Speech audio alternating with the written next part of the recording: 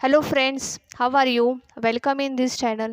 आज आपण kinetic theory of gases and radiation ह्या चॅप्टरचा पुढील पार्ट बघणार आहोत. Before that let us revise what we have learn in last video.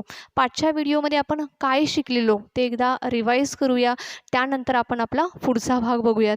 बघा, पाचच्या व्हिडिओमध्ये आपण प्रेशर ऑफ आयडियल गॅस हा टॉपिक आपण चालू केला होता. त्यासाठी आपण काय केलं होतं तर आपण एक क्युबिकल शेपचा कंटेनर कन्सिडर केला होता, राईट.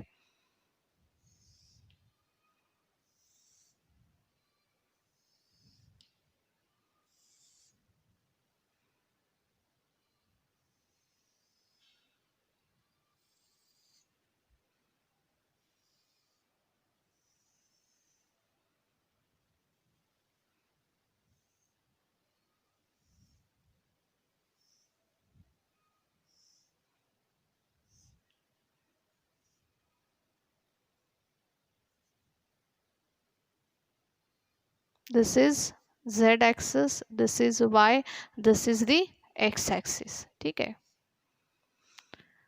सो असा आपण क्युबिकल शेप कन्सिडर केलेला होता.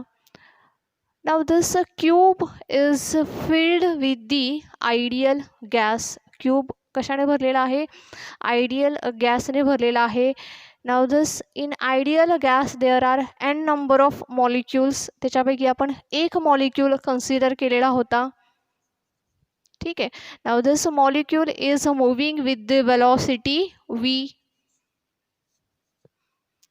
ह्या वेलॉसिटीने हा मॉलिक्यूल मूव्ह होतो आहे अलॉंग दी एक्स ॲक्सिस. ठीक आहे. ह्या क्यूबची साईड आपण साईड लेंथ आपण कन्सिडर केली होती L. ठीक आहे. So when this molecule incident on this side,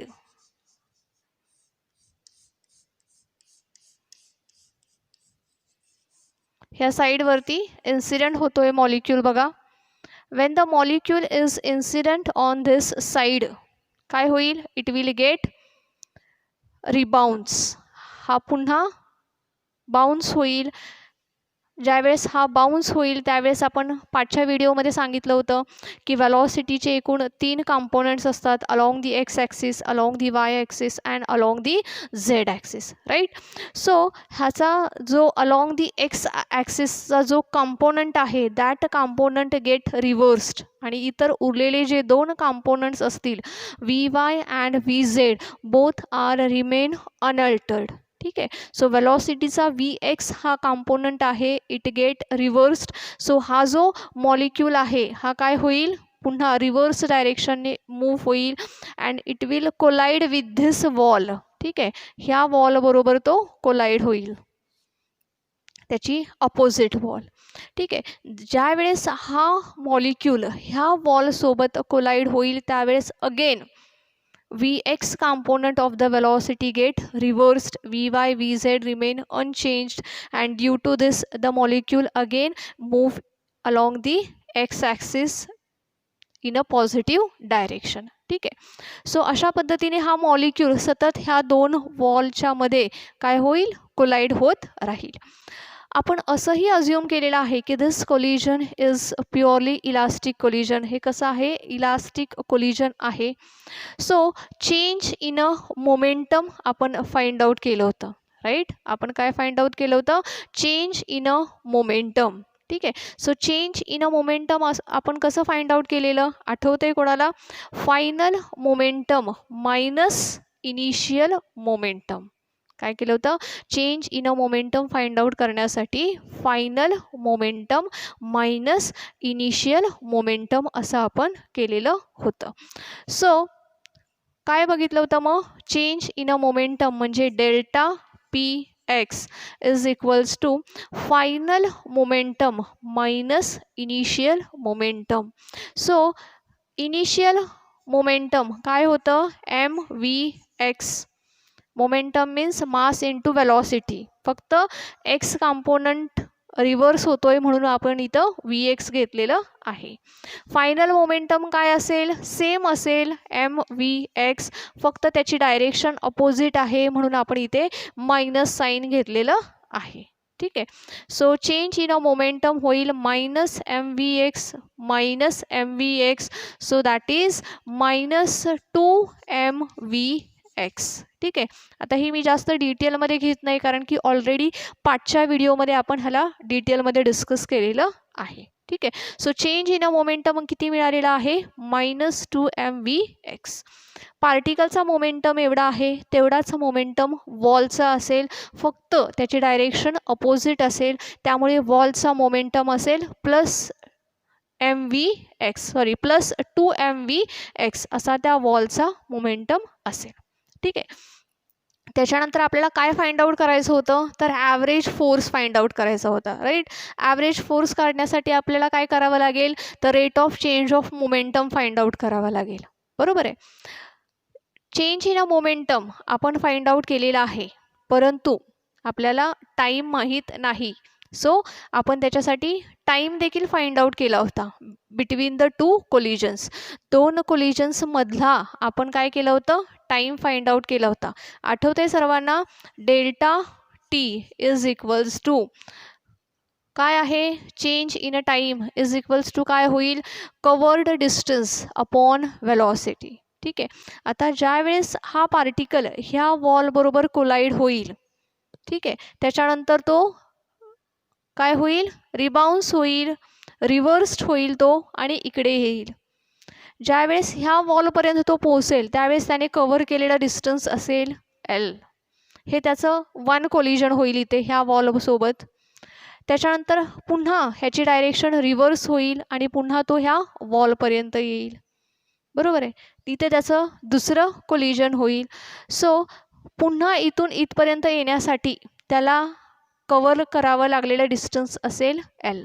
so अशा पद्धतीने ह्या मॉलिक्यूलने दोन कोलिजन्ससाठी कवर केलेलं डिस्टन्स असेल एल प्लस एल. लक्षात येते सर्वांच्या, दोन कोलिजन्ससाठी त्याने कवर केलेलं डिस्टन्स असेल एल प्लस एल, म्हणजेच किती होईल, तर ते डिस्टन्स असेल 2l. आणि वेलॉसिटीचा कॉम्पोनंट आपण कोणता घेणार आहोत, vx घेणार आहोत. So delta t is equals to 2l upon vx. Delta t is equals to काय आहे, 2l upon vx, right. So आता आपल्याला टाईम मिळालेला आहे, चेंज इन मोमेंटम आपल्याला माहीत आहे. सो आपण काय काढणार आहोत आता, average force. Average force is equals to काय आहे, तर the rate of average rate of change of momentum minus 2 mvx. मॉलिक्यूल्सचा चेंज इन अ मोमेंटम आहे, वॉलसाठी तो प्लस 2 mvx असेल. सो 2 mvx अपॉन काय होणार आहे, टाईम येणार आहे 2l अपॉन vx. ठीक आहे. आता मी इथं डिटेलमध्ये फॉर्म्युला लिहित नाही आहे कारण की ऑलरेडी आपण पाठच्या वेळेस हे डिटेलमध्ये बघितलेलं होतं. So 2 mvx upon 2l upon vx. 2 get cancelled, vx वरती जाईल, मग काय होईल, mvx चा स्क्वेअर, हा vx वरती गेल्यामुळे vx चा स्क्वेअर होईल अपॉन l. ठीक आहे. So average force is equals to काय मिळालेला आहे आपल्याला, mvx स्क्वेअर अपॉन l. बरोबर आहे. Now this is the average force for the one molecule. To indicate that we will write 1 here. ठीक आहे. So this is the average force of one molecule. असाच average force आपल्याला काय करायचा आहे, अजून इतर मॉलिक्यूल्सचा देखील काढायचा आहे. मग आपण कसं लिहू शकतो त्याच्यासाठी, तर average force is equals to m in bracket vx1 square आहे, so vx1 square plus vx2 square plus vx3 square and so on divide by l. So this is the average force of all molecules. हा average force कोणाचा झालेला आहे, तर ह्या सर्व मॉलिक्यूल्सचा हा काय आहे, ॲव्हरेज फोर्स आहे. ठीक आहे. सो अशा पद्धतीने आपण काय काढलेलं आहे, ॲव्हरेज फोर्स फाइंड आउट केलेला आहे. आता आपल्याला काय फाइंड आउट करायचं आहे, तर ॲव्हरेज प्रेशर फाइंड आउट करायचं आहे, right. So average pressure is equals to काय असेल, तर ॲव्हरेज फोर्स अपॉन एरिया. ठीक आहे, average force upon area of the shaded wall. लक्षात येते सर्वांच्या, average force upon area of the shaded wall. कशाचा एरिया घ्यायचा आहे, तर ही जी शेडेड वॉल आहे, ह्या शेडेड वॉलचा आपल्याला एरिया घ्यायचा आहे. So average pressure is equals to average force upon area. ठीक आहे. आता ॲव्हरेज फोर्स बघा इथं आपण ऑलरेडी काढलेला आहे, तो ॲव्हरेज फोर्स आपण इथे लिहूयात. हा डायग्राम मी रफ करते, आपल्याला लिहायला जागा पुरत नाही आहे. ठीक आहे, त्याच्यासाठी मी हा डायग्राम रफ करत आहे. बघा, ॲव्हरेज फोर्स काय आहे, तर M upon L.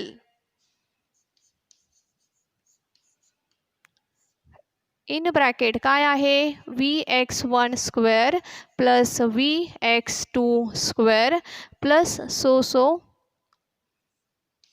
So on upon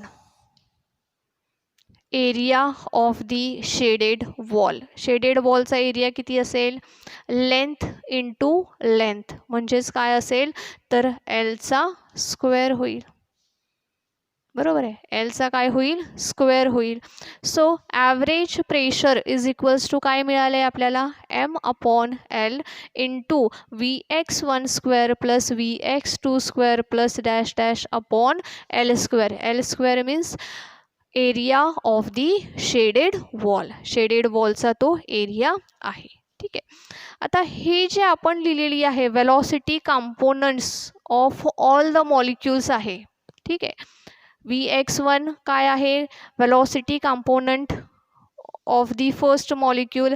Vx2 म्हणजे काय, x component of the second molecule. Vx3 म्हणजे काय, तर velocity x component of the velocity of the third molecule. ठीक आहे. सो एकत्रितपणे ह्या सर्वच जर का आपण हे कंबाईन करायचं म्हटलं आणि फक्त एक्स कंपोनंट घ्यायचा म्हटलं फॉर ऑल द मॉलिक्युल्स, तर आपल्याला कसं घेता येईल बघा, Vx square is equals to काय होईल, Vx1 square plus Vx2 square plus Vx3 square plus up to Vn square upon number of molecules that is capital N.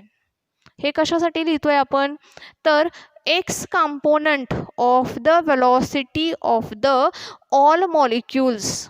लक्षात येते सर्वांच्या, x component of velocity of all the molecules. So Vx square is equals to काय मिळालेलं आहे, Vx1 square plus Vx2 square plus Vx3 square plus dash dash dash Vn square upon n. ठीक आहे. So आता ह्याच्यावरून आपल्याला average प्रेशरमध्ये ही value put करायची आहे.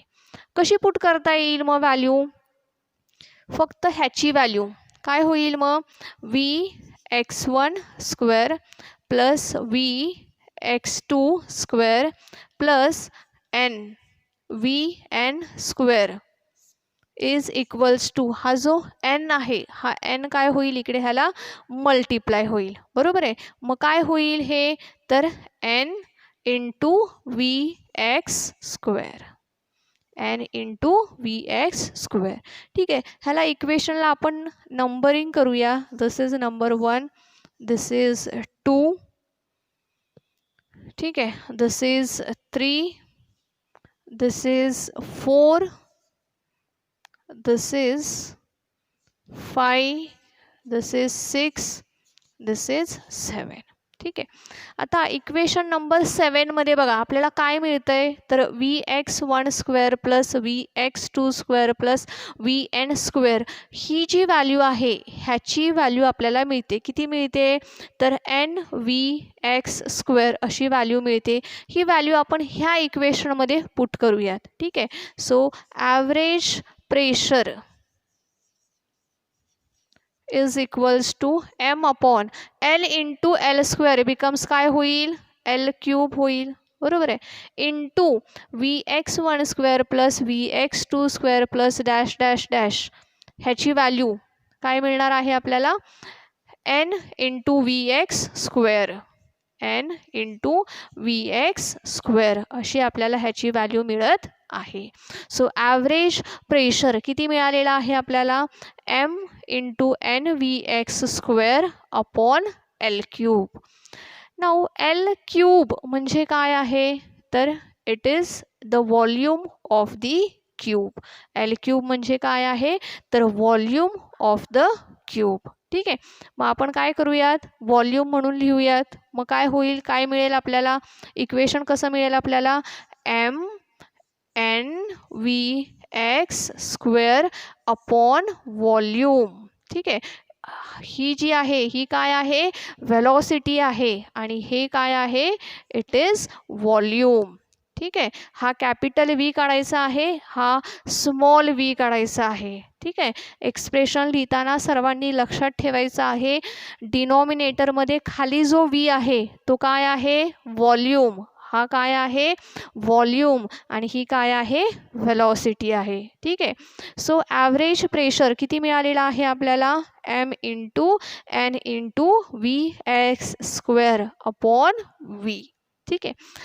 ह्याच्या पुढे अजून आपल्याला प्रेशर काढायचं आहे. हा काय आहे, ॲव्हरेज प्रेशर आहे. आपल्याला प्रेशर फाइंड आउट करायचं आहे. ह्याच्या पुढे एक्सप्रेशन आहे, त्याच्यासाठी हा जो भाग आहे हा भाग मला रफ करावा लागेल. सो एकदा ह्या भागाला रिवाईज करूयात. काय काढलेलं आहे आपण, चेंज इन अ मोमेंटम काढलेलं आहे पार्टिकलचं. किती मिळालेलं आहे, -2mvx मिळालेलं आहे. त्याच्यानंतर टाईम डिफरन्स आपण फाइंड आउट केला होता बिटवीन द टू कोलिजन्स, तो किती मिळाला होता, 2l अपॉन Vx काढलेला आहे. ह्याच्यानंतर आपण ॲव्हरेज फोर्स फाइंड आउट केलेला आहे. ॲव्हरेज फोर्स म्हणजे काय, तर rate of change of momentum. ठीक आहे. So change in momentum find out केलेला आहे, टाईम फाइंड आउट केलेला आहे. सो त्यांना डिवाइड केलं की आपल्याला काय मिळणार आहे, त्यांना डिवाइड केल्यानंतर आपल्याला काय मिळणार आहे, ॲव्हरेज फोर्स मिळतोय. ठीक आहे. So 2mvx upon 2l upon Vx, 2 get cancelled. So average force किती मिळाला आहे आपल्याला, mvx² अपॉन l. पहिल्या मॉलिक्यूलचा हा ॲव्हरेज फोर्स आहे म्हणून आपण इथे 1 लिहिलेला आहे. दुसऱ्या, तिसऱ्या, चौथ्या मॉलिक्यूलसाठी ॲव्हरेज फोर्स कसा असेल, तर m upon l into Vx1² plus Vx2² plus dash dash dash. ठीक आहे. सो हा भाग आपण रफ करूयात. आता त्याच्या पुढचा भाग आपल्याला बघायचा आहे.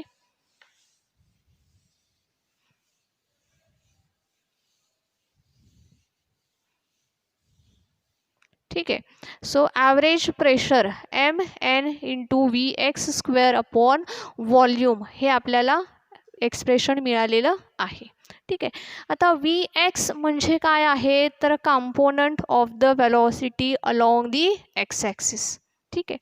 मग वेलॉसिटीज कशी लिहिता येईल आपल्याला, तर वेलॉसिटी म्हणजे काय आहे, तर component along the x axis plus component along the y axis plus component along the z axis. ठीक आहे. That is equals to velocity. लक्षात येते, आपण सुरुवातीलाच कन्सिडर केलं होते की वेलॉसिटीचे एकूण 3 कंपोनंट्स आहेत, along the x axis, along the y axis and along the z axis.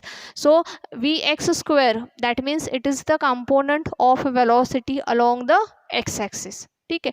So velocity कशी लिहिता येईल मग आपल्याला, वेलॉसिटी इज इक्वल्स टू काय असेल, component along the x axis plus component along the y axis plus component along the z axis. ठीक आहे. Velocity vector आहे म्हणून ह्याला बार साईन आपण दिलेला आहे. ठीक आहे. So Vx² plus Vy² plus Vz².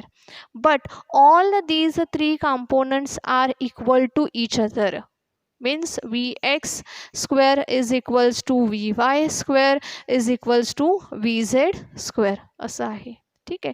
So असं असल्यामुळे काय होणार आहे, V square is equals to काय होईल 3Vx स्क्वेअर. का, कारण की Vx square is equals to Vy square is equals to Vz square आहे म्हणून. ठीक आहे. सो Vx स्क्वेअर म्हणजे काय होईल मग, Vx square is equals to काय होईल, हा जो 3 आहे हा काय होईल पलीकडे गेल्यानंतर डिनॉमिनेटरमध्ये जाईल. मग काय होईल 1/3 V स्क्वेअर बार. लक्षात येते सर्वांच्या, Vx square is equals to काय मिळालेलं आहे 1/3 V स्क्वेअर. ठीक आहे. अशाच पद्धतीने आपण Vy स्क्वेअर पण लिहू शकतो. काय होईल मग Vy square is equals to काय होईल 1/3 V स्क्वेअर होईल. बरोबर आहे.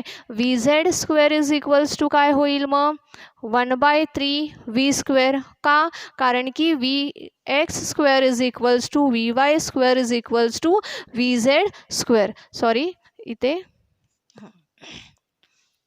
Vz स्क्वेअर आहे म्हणून. ठीक आहे. सो Vx square is equals to 1/3 V square. ठीक आहे. आता Vx स्क्वेअरची जी व्हॅल्यू आहे ती व्हॅल्यू आपल्याला ह्या इक्वेशनमध्ये पुटअप करायची. मी ह्याला इक्वेशन नंबर 8 म्हणते आणि ह्याला इक्वेशन नंबर 9 म्हणते. ठीक आहे. So put the values of Vx square in equation number 8. ह्या इक्वेशनमध्ये व्हॅल्यू पुट केल्यानंतर average pressure P is equals to काय होणार आहे बघा बरं, mn upon volume V into Vx square म्हणजे काय आहे तर 1/3 V स्क्वेअर. ठीक आहे. वेलॉसिटीचं साईन बार देऊया आपण. आता काय होईल 1/3 हा जो आहे ह्याला आपण पुढे घेऊयात, ह्या एमला ह्याच्यासोबत जोडूयात. मग काय होईल pressure P is equals to 1/3 n upon V into mv square. mv square. So this is the value of the average pressure on the ideal gas. Ideal गॅसच्या प्रेशरची व्हॅल्यू किती मिळालेली आहे 1/3 n upon V into mv square अशी आपल्याला value मिळालेली आहे. कोणाची तर pressure of the ideal gas. ठीक आहे. एकदा हा भाग आपण रिवाइज करूयात. ॲव्हरेज प्रेशर आपण कसं काढलेलं आहे तर ॲव्हरेज फोर्स अपॉन एरिया. ठीक आहे. So m upon l into Vx1 square plus Vx2 square plus dash dash हा ॲव्हरेज फोर्स आहे upon area of the shaded wall that is l square असेल. ठीक आहे. त्याच्यानंतर Vx1 square plus Vx2 square म्हणजे काय आहेत तर x component of the first molecule, second molecule, third molecule. मग एकत्रितपणे x component of all the molecules of the velocity Vx square is equals to काय असेल तर Vx1 square plus Vx2 square up to Vn square upon n. मग ह्याचीच value काय होईल तर त्याची व्हॅल्यू होईल हा n इकडे गेल्यावर मल्टिप्लाय होईल. बरोबर आहे. So nVx square. ॲव्हरेज प्रेशरमध्ये मग आपण ह्याच्याऐवजी nVx स्क्वेअर ही व्हॅल्यू पुट केलेली आहे.